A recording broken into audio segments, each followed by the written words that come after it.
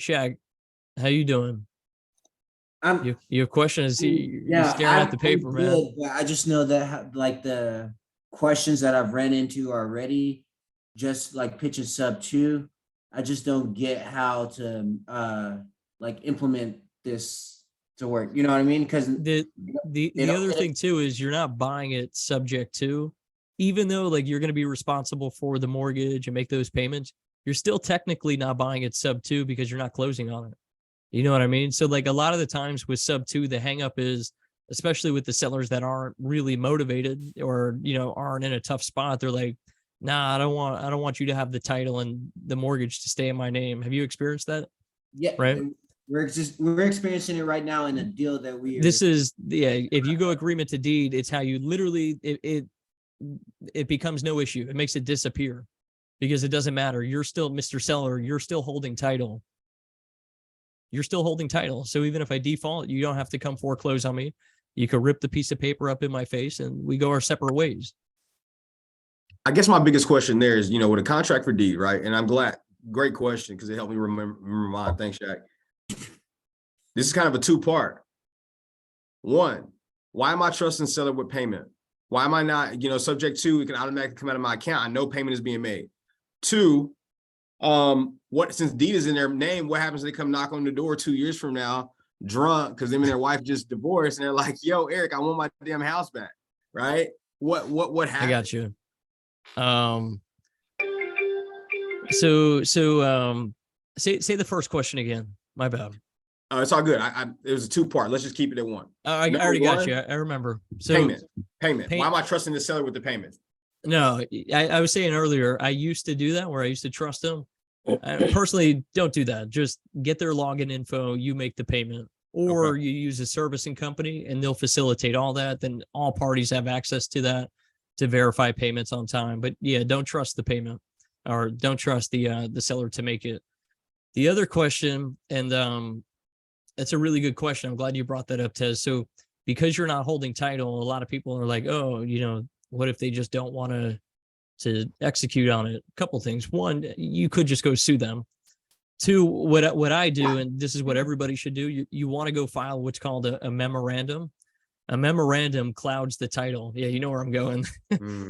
Yeah, so if the memorandum clouds the title, so they can't sell it even if they wanted to, right? But if they were stubborn the time it came time to cash them out and they're like, I'm not going to sign closing docs, they're still not going to be able to sell it to anyone because you got that in place. But then on top of that too, that's illegal. I'll just go sue you because I've been making payments for X amount of years. But, out of the 30 or 40 homes that I did agreement for deed, I've never had that happen. Could it happen? Yeah, it could happen. But you're never going to be if you're not in default on that agreement, you're in the clear. I mean, if the seller goes crazy, maybe you have to go sue them.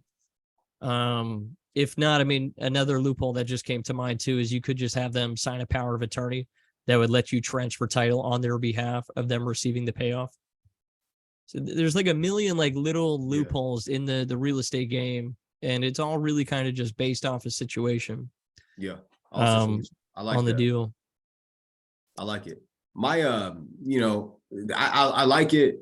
My next thing becomes, they're in this position, they can't come back.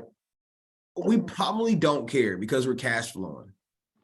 But what happens if they decide to do like a refi or a HELOC, right? No, like they can't because of that memorandum, I guess, right? Like, because you have to close on a refi. Well, yeah. Or do we care? Well, it depends because you'll be in second position as a lien holder on the property. So if they refi on that first loan, they technically could, but the contract should state that they cannot refinance the property. I love it. So you file these at the county? I'm sorry, one more time. So you go file these at county? Yeah. Yep. Never mind. All right, take that question away.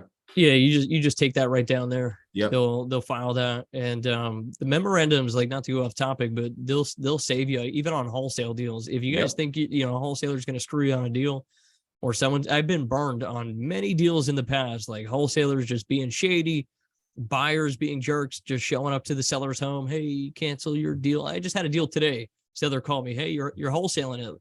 And he was expecting me to lie to him. And I was just like, yeah. So, and he's like, all right, well, make sure your guys are here tomorrow, blah, blah, blah. But what I'm getting at is I'll give you guys a real example when I almost got burnt on a deal. So, and by the way, I don't go and file memorandums on like everything. If I sense something weird's going on, then I'll go take the time and do that.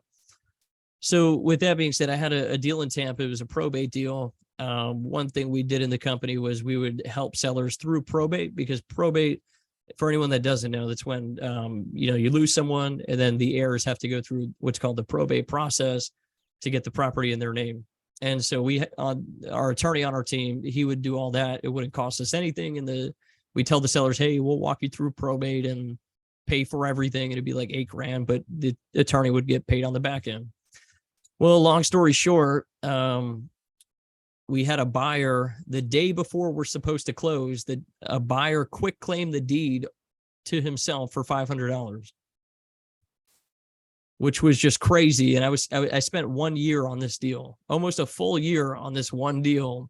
This woman, I bent over backwards for her. We got hotels for her. We got Ubers. Wow. She was a meth head. And by the way, she unfortunately passed away like a month or two ago. Wow. But I mean, we did everything for this woman. Like, you couldn't do more for this. And she did a quick claim deed for $500 because she needed $500 that bad for drugs. Mhm. And so the buyer quick claimed the deed to himself, all done illegally, the day before we're supposed to close. I caught wind of that. She's like, oh no, I signed it off to Nathan Ducher. I'm like, yo, what? So I filed the memorandum, went down right away. And so he doesn't know this. The buyer trying to screw me on the deal. Nobody knew this, that I filed this. And so he had an agent listed. He thinks he's in the clear. It's 3-4 months down the road. He finished updating the property too. He dumped like 40 grand into the home. He finds a buyer after it's been listed for a month or two. He goes to close on it. And then he finds out, oh, A1 Assets has a lien on it. We can't close on it. So his title company calls me. Is this Eric? I'm like, yes, it is. Yeah, we got Nathan Ducher on blah, blah, blah street. We're trying to close the deal, but we see you have a lien on it. What's that all about? Oh, yeah, just so you know, Nathan was trying to screw me. Blah, blah, blah. Long story short, they're going to say, well, how much do you want to take off the lien?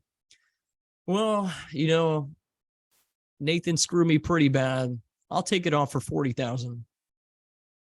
Well, what happened? Nathan had well, actually, I'll tell you what happened. Nathan cried about it. No, I'm not going to give him more than 20. I could have took 20, but now it's been several months and we just started a lawsuit on the dude because I want my 40. But that's it. No one's ever going to be able to screw you. And Nathan's going to, because he screwed me, he just screwed himself. Karma's real. Yep. You always want to do the right thing in the game. And so now he dumped 40 into the home, hoping he can make 40 in profit. But I'm not going to let that go. He's going to make 0 on the deal, and he's going to learn his lesson.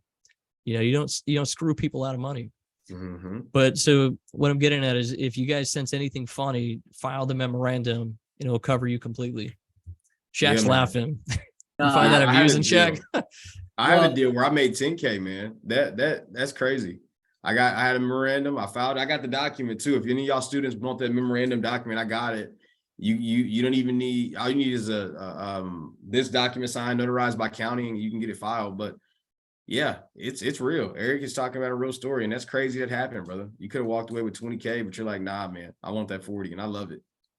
Yeah, I mean, that's what we were going to make on the wholesale deal. Yeah. And, I ended up having to out of pocket the attorney $8,000 because he's got to get paid. He's like, oh, well, nothing we could do. You still owe us money. Yep. So, you got to play hardball sometimes. All done on the up and up, though. Always do the right thing. Now he's probably paying a mortgage on that thing until he settles. Yeah. He's hurting now. That's what you get. That's what you get. All right. Do you guys have any questions going back to maybe this or seller finance? You guys have anything? Well, when would it be the most proper time to file the I can't say that word, The memorandum. Yeah. Would it be usually after? Should you, or only if you have a feeling that someone's trying to cut you out of the deal, whether that's another wholesaler that called your seller or an agent. or a buyer that's calling your seller trying to take the deal from you. Okay, cool. Yeah. So But Thank you. you only file a memorandum after you get a contract signed with a seller. yeah, And that's to protect your interest in that contract at that time. Yep. correct. Yeah. I got it. Yeah. The other thing too is like sometimes like in deals, sellers want to back out or whatever. If that's the case, I mean, to be honest, you can go both ways. I mean, I tend to just let it go and then it'll come back. But it depends on the deal. There's some deals where like we're like a week or 2 weeks from closing and they want to back out because now they got a call from another wholesaler that wants to pay them more. And I'm like, no, like we spent all this time, this energy. It just depends on the situation though. I got a question. Definitely happens. Yeah, what's up? What about if the seller passes away, or what do you do at that point? That's a good question. So if there's a will in place, you could move forward with it. Because that specifies who's the heirs and who gets, all the goodies. If there's not a will in place, then it has to go through the probate process. Well, actually, I'm sorry. Regardless, it has to go through probate. If there's a will, you go through what's called the summary process. The summary could take 1 to 3 months. But a lot of the times, for whatever reason, people don't have wills or they lose the will, and then they have to go through what's called a formal administration. And that is where it gets very lengthy. It can take up to a year or longer to complete a formal administration, simply because they have to validate all the heirs. It gets really, really deep. So more, and I don't want to go too deep here, but more or less, it starts with say it's the parents, right? Mom and dad, and they both are deceased. Now it goes down to the kids. But if one of those kids are deceased and they're married, well, now that other spouse is involved in the situation. And if she's deceased, well, now her kids are involved in the situation. And then it becomes this like massive, like, you guys know what I'm talking about, like a Christmas tree, like a tree, like it starts here and just boom, boom, boom, boom, boom. And then before you know it, you're in contact with like 50 people trying to make a deal happen. That's why that's why we stopped doing that. So like, ideally I would focus, if you're going to target completed probate stuff that's already done. But yeah. You guys have anything else? Any other questions? Anything with anything as a whole, even? I'd be happy to answer for you guys, even wholesaling related. And is there ever a time where you may have to cancel the amend thingy? Miranda. No, not really. I mean, if you filed it improperly, like you were out of contract and then you filed it, that would be like an invalid memorandum. Because I wouldn't want to like file it and then, let's just say they decide to back out and then now later on they're not able to sell their house, Yeah.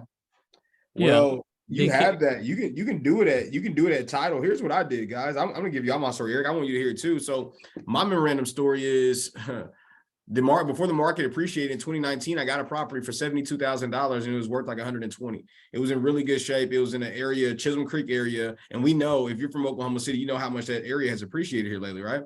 So what happened is we went under contract. They were good to go at 72.5. The mom didn't have anywhere to go. The son is the one who owned the house. The mom couldn't afford to pay the rent of anywhere else that I had as a rental property. And she also just couldn't leave, bro. Like she couldn't afford it. 2 years later, market's appreciated like crazy. I've been hitting the dude up. So randomly I had a thought while passing by the neighborhood. I hit the dude up and I'm like, hey man, what's his name? Was Kendall. Kendall, what's up, bro? Hey, how's your mom? And he's like, hey, I had a company reach out to me. They're willing to pay me $96,000 for the property. You only want to pay, 72, yada, yada, yada. Can you come up? I said, no, I'm not coming up. Right. And all that time, I never had a memorandum on the property. But when he said that, I said, I'm going straight downtown to go file this thing. Right. So I went to go file it. And he's like, yeah, they're paying 96. And I'm like, all right, well, I'm not coming up to that, bro. We had an agreement at 72. It worked for you. I know the market's appreciated, but this is what I need to do. I want to buy the property at 72. And I was willing to come up a little bit. I said, just, hey, a few days passed. He didn't contact me back. I was like, you know what, man, look, I can afford to come up a couple thousand, but I'm not going to do more than that. So I was like, look, let's work this out. Call me. Let's try to work it out. Never did he call me, right? And I was like, okay, that's cool. So he never called me. And he also said this other company did all this stuff. Like a month later, I get a call from the title company, just like Eric said. They call me up and they're like, hey, these people are trying to close on this property. Here's the crazy thing about it. Like to Eric's point, and why this memorandum is so powerful is because most times they're in a time crunch to close this property. They got everything coordinated. They're ready to go. And then boom, they never find out until like the day before closing or 2 days before closing that you have this freaking cloud on title. And boom, they're trying to close. Timeline's gone. Here's everything. The new buyer from California called me. He's like, hey, Tez, whatever. Here's where we are. We pay for his mom to have a place. We paid up for 2 years for the next 2 years for her to have a place, and we're fitting the bill for that. We really want this deal. Can we really get it done? He's telling me all this money came out of pocket. I said, well, first of all, that's illegal. That's an inducement to purchase for you to do that before closing. 2, it's dumb because he didn't tell you he had an agreement with somebody else. And if he did, you still move forward. No, I promise, man. I swear he didn't tell me that. Hey, either way, one of y'all are in the wrong and somebody's going to pay me. So I had to ask him for $25,000 because that's how much I expected to make. I ended up settling for 15 just because I was like, yeah, but it all came out of either the seller's proceeds. So he ended up taking the 76 anyway, or the buyer paid, he made less money. Either way, it protected me. And I walked out with a check for 15,000. And I mean, bada bing, bada boom. I didn't have any closing costs or anything because the guy already paid that. So, but that's the way I got it done. Yeah, that's the power behind it. Mm-hmm. That's for sure. Yeah, go ahead. I got a question. So is this as far as wholesaling goes, since you're still very active in that area, are you, whenever you're searching for your wholesale deals, I don't know what company you used to pull your leads, but what criteria are you looking for that you found is worked best for you? That's a good question. So you could definitely do it. I mean, I do deals for free every single month. If you have money for marketing, dump money into the marketing. Off market stuff is better than the on market stuff. But I mean, I do, I don't know, at least 3 wholesale deals a month on our market. So 4 just off of Zillow, to be honest with you. So I mean, to answer your question, pulling data, is that what you're up to? You're pulling data on like PropStream or Batch or something like that? Exactly that. Yeah. So when I'm like putting in my filters, what have you found has worked best for you as far as what you're looking for? So it's a good question. Keep in mind, Robert, he's in a different market, right? So in Florida, you're going to look for different motivating factors, and the average house price is going to be significantly higher. So you just understand when you're looking at Florida and you compare it to Oklahoma and you're trying to find that happy medium in terms of filters, it's going to be different with Eric, but it's still a good question. I just want you to know, I just don't want you to go spend money skipping for properties 350 and up, right? Yeah. Because that's like a shack out there. Whenever we're focused on properties, $100,000 or more, you know what I'm saying? So I just want you to know that difference when asking that question, because I know you want to get that first deal, and I don't want you to go down rabbit trails with somebody who's in a freaking market that is like triple ours in terms of home values, depending on where Eric even is in Florida versus where he's marketing in Florida. Florida's a lot larger, and Florida has a lot of little pockets, right? Yeah. That we don't have here. So I just want you to keep that in mind when asking that question. But go ahead, Eric. Thank you. Yeah. So I mean, a couple of thoughts come to mind with that. So I mean, I do business in Pennsylvania, which is a really small market. That's where I'm from. Now I live in Florida, outside Tampa. Tampa's a freaking insane market. I look at deals all across the country. There's no right answer for that. There just really isn't. The data that I pull in Tampa, like Tez is saying, doesn't work in Pennsylvania, and vice versa. The data I pull in Pennsylvania doesn't work in Florida. So I'd say it really comes down to just playing with it a little bit. I'll share this with you though. So there's 2 types of data. There's what's called wide data, and then there's deep data. Wide data means there's not necessarily a direct pain point. So wide data could consist of absentee owner. So they own the home, but they don't live there. Maybe they want to sell, maybe they don't. Wide data could be expired listings. They wanted to sell, but they fell through. Maybe they still want to sell, maybe they don't. Then you have the deep data. Deep data is more of a direct pain point, right? And so the difference between them is wide data is wide. This is where you're going to pull hundreds, if not thousands of leads to get a few deals out of it. Deep data is a whole lot less data. Maybe 100 people, sometimes even 30 people are on the list. But again, it comes down to that pain point. So like we've done a ton. So like our game, to be honest with you, a good part of it was wide data. I play with both, and you can make money in both, but because I had 20 guys going for us all in office, so I wasn't able to pull a list of 100 to get 1 or 2 deals out of it. I really had no choice but to go wide and pull thousands of people every month. I'd say starting out, it's probably more beneficial to go deeper, simply because you'll spend less money. Instead of skip tracing 5,000 people, you'll skip trace maybe 50 people or maybe just 500. You know what I mean? Okay. So when it comes down to deep, really all depends. Like I said, I mean, you just kind of got to play with it. So deep, I mean, you could play filters as far as plug in absentee owner. They're 65 years and older. They have more than $5,000 on liens. You know, you just got to like try, you know, multiple filters and see what works for you and kind of what doesn't work. And kind of just play it like that. Now, I will say when you go wide, you're kind of getting like guaranteed deals just because you're calling so many freaking people. I mean, if you call 5,000, there is deals in there, like a lot of deals. But if you only call 50 people, even though they all have a pain point, they just might not be, you know, ready to sell just yet. Like they don't want to sell. So it just comes down to playing with it. With deep data too, that's also stuff like deep data is where you're going to find the fattest wholesale deals. The reason I say that, the reason I say that really is because they have a pain point. And so most of the time, the biggest wholesale deals are the most distressed person, the person you can help out the most. They're in the toughest spot. But that's also, there's so many perspectives with this, because even when you go wide, you're still getting those deep people. You know what I mean?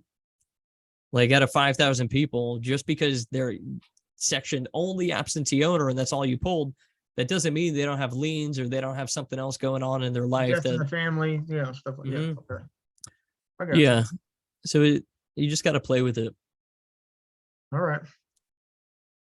Well, thank you. That's kind of exactly what I was kind of seeing where your head was at with it too. So, And I'm sure Tez, like, you know, you guys are in the same market, right? Mm-hmm. yes. Yeah. Yes. So I'm sure Tez already knows kind of what works and what doesn't work. Yes, Um, and that's he's been very specific with me, and I appreciate that, Tez. I just want to see what you were doing on your end, and you know, obviously, if I can pull it in here and you know Yeah. make use of it. I'll I'd say really help this, out, so. like in the beginning, I was when I was in Pennsylvania just starting out, I would always really start with absentee owner, like literally only absentee owner. But that's because I was coming from a really small town, so I could hit a lot of the people without spending too much money. But when I came down to Tampa, I can't do absentee owner because that might be 50, 60,000 people, opposed to my small market where it's only, you know, 3,000. You know, and that's when Tampa, we had to go deep. Shaq, you had something? Yes. What if you got it? So you have a deal and you got them into creative finance, but they want the equity in the house. That's the only thing they really care about. Like they want money, like they need money. Mm-hmm. Yes, and I mean she doesn't need money, but she wants the money and she feels like that's what she deserves. Yeah, I mean, look, if the home's worth 100, I would tell her like, look, yeah, you deserve 100, but I think you really deserve 150 Right. or 200. Most of the time, the people that say no to the seller finance, as soon as no, I'm not open to doing it. Really? What if I give you 200? I know you only want 100. All right. Overpay for it. Yeah. Now their ears open and they're like, oh, really?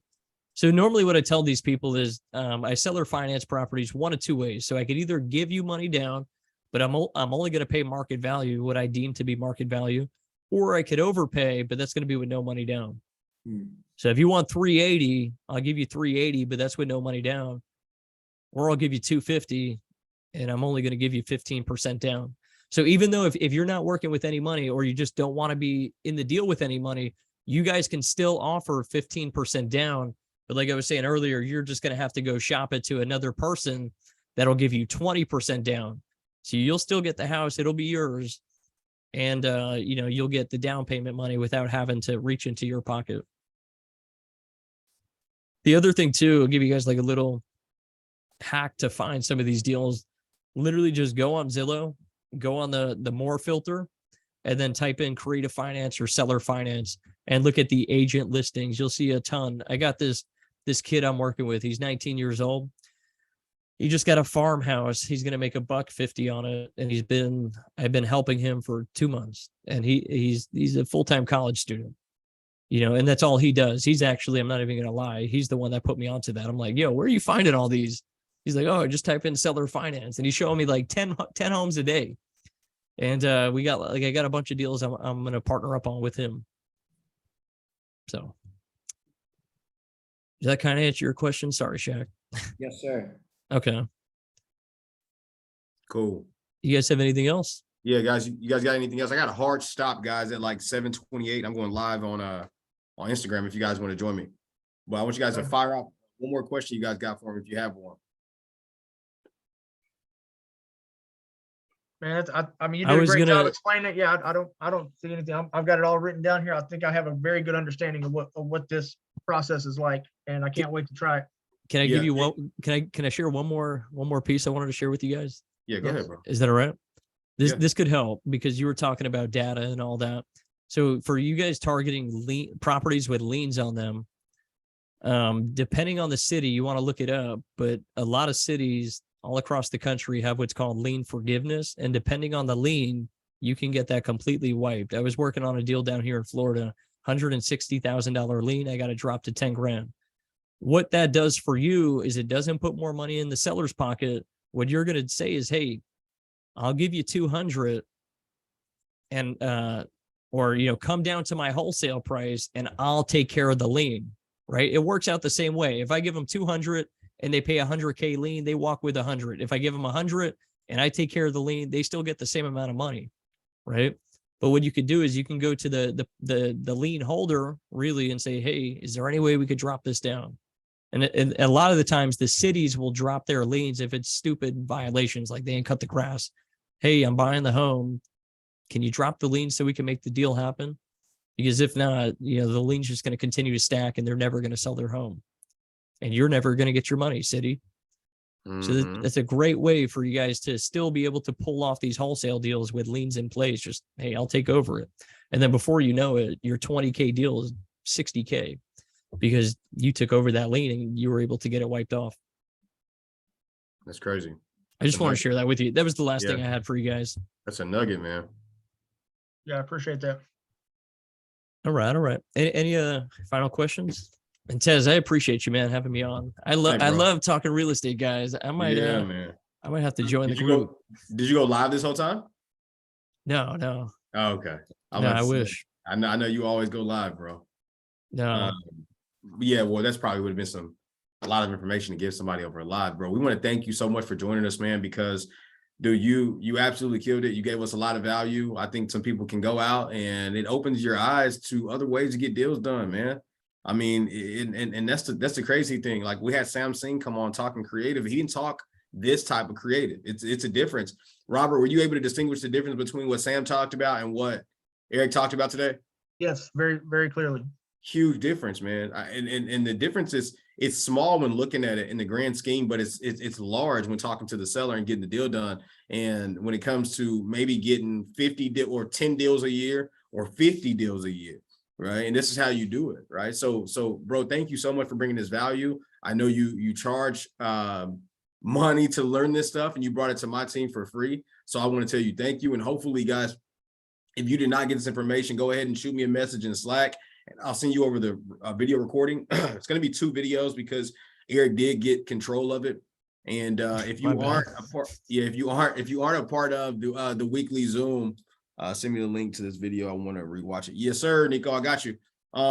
Please fire. Hey, let me know in Slack, bro, because you know what? I'll just put it in. I'll put it in our Slack. And if you're part of the Zoom, you're going to have it anyway. If you're part of our Zoom call, I'll go ahead and put that link there for you to watch it. I opened this up for people to hop in for free this week. This will be the last time we do it for free, guys.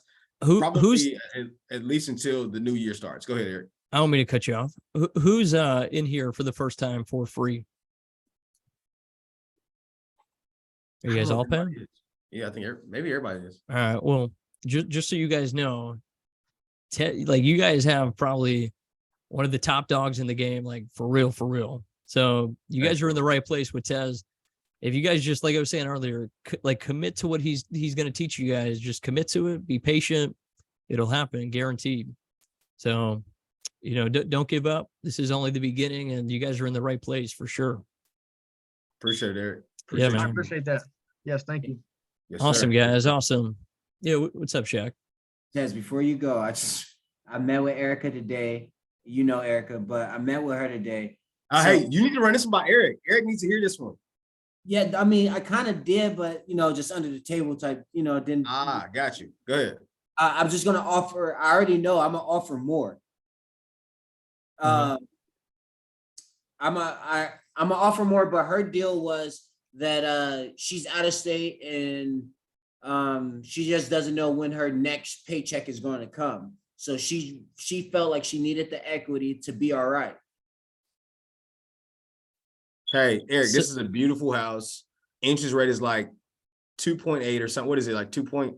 It's 2.78. It's really So, low. so what? She needs some money like right now? Well, we gave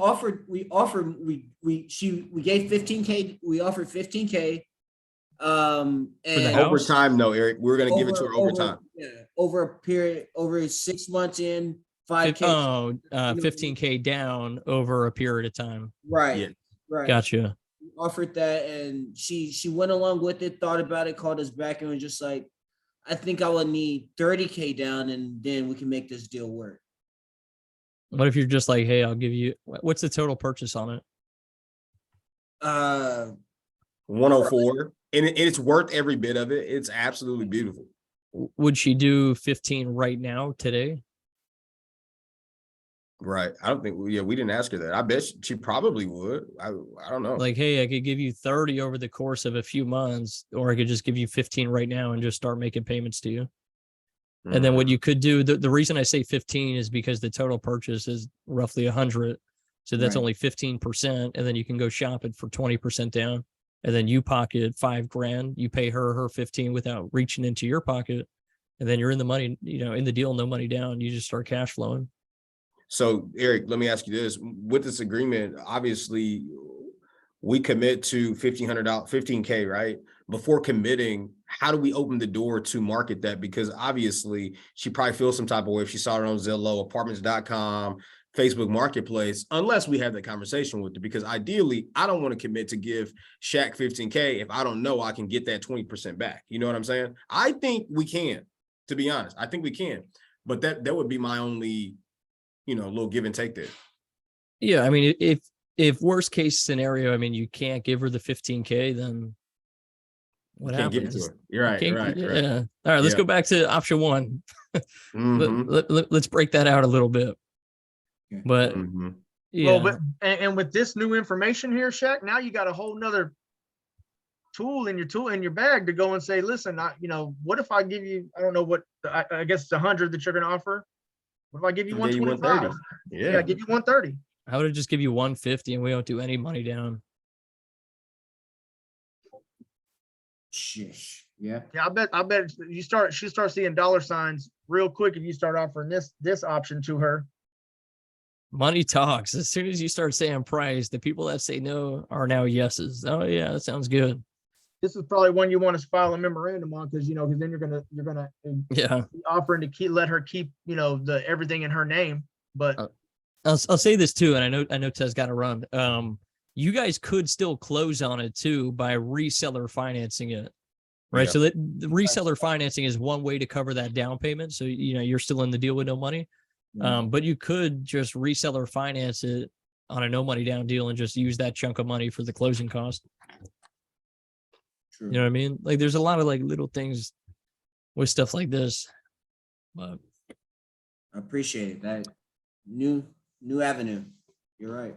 just another like Rob said, just another tool in the box, so wholesale, seller finance, list, like that should be your train. And then, really, I mean, you're going to see a way higher conversion. The 100 people you call, now you're going to see, 15, 20 deals out of those 100.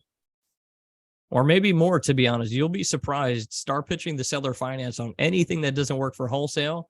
And you're going to be like, yo, he said yes, yes, another yes, yes, yes. But just make sure that you throw a number at them, because a lot of these people will jump to it. No, I don't want to do that. Really? I mean, you want 100, I'll give you 180. All right, I'm listening. And then boom, next thing you know, you got the deal for free. Gotcha. Cool, man. Guys, I could talk this all night. All the people that I marked dead, I got to go back and I got to go through that whole list again and go and repitch it.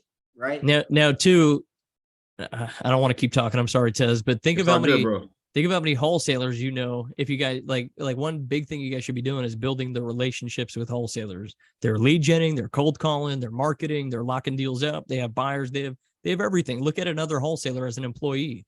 So if you can get on a good established level of rapport with another wholesaler, hey bro, any wholesale deals that don't work out for you, send them my way. What I even have is the relationships that I have with wholesalers.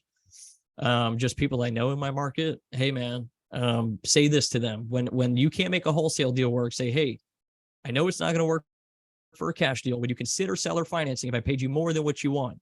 If they say yes, say, hey, that sounds good. I'm going to have my partner call you.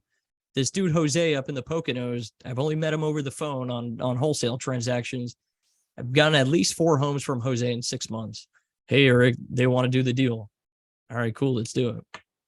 And I'd say that's probably at least, geez, I don't even know, maybe 700,000-800,000 in future money. And that's just one connection. I'm telling you, this game is so easy. Every deal like the one you guys saw tonight, what was the numbers? Like 240K minimum. Mm-hmm. And you're overpaying by, almost 200,000. Yeah. Or 150,000. Yeah, that's pretty sweet. Yeah. When you're doing deals in another state, are you using a property management company to fill the rent? Or are you just doing it yourself, just putting ads out? Yeah. For me, if I just throw a house on Facebook, it's gone in a week. Facebook Marketplace for rent. Okay. In the market, obviously, where the house is. Yeah, the demands are just too crazy for rentals. Yeah. Yeah, that's a good point. Especially with the interest rate. Mm-hmm. Yeah. Amen, Shaq. Amen, bro. I appreciate this, man. This is crazy. I really do. This is gold. You can see Shaq is super excited right now about this. Oh yeah, I'm about to I've been making calls. You'll understand. I wake up and I be on my calls. I'll be making calls. I want to dedicate at least 3 hours. So I've been doing that. And now when I have this, it's just, and I've been like talking to people more. So the nice part is you're not, diversifying. Like you're not in real estate and then you're trying stocks and then crypto and then this and that. Right. Like it's just one addition. You're pitching it, like you already have them on the phone. So when you figure out it's not a wholesale, say 3 more sentences and who knows, maybe you'll get a free home. You know what I mean? Yep. So it's just, and again, don't just try and go find seller finance, even though you can if you want to. Just try and implement it into the wholesale, because you don't want to lose steam on the wholesale. Wholesale is what pays the bills in the beginning. That's where the chunks of money come. All this seller finance stuff, that's the future money. I agree, bro. Yeah. I agree. Cool. All right, Eric. Thank you, brother. I appreciate you guys. Awesome. Have a good night, guys. Thank See you, you. man.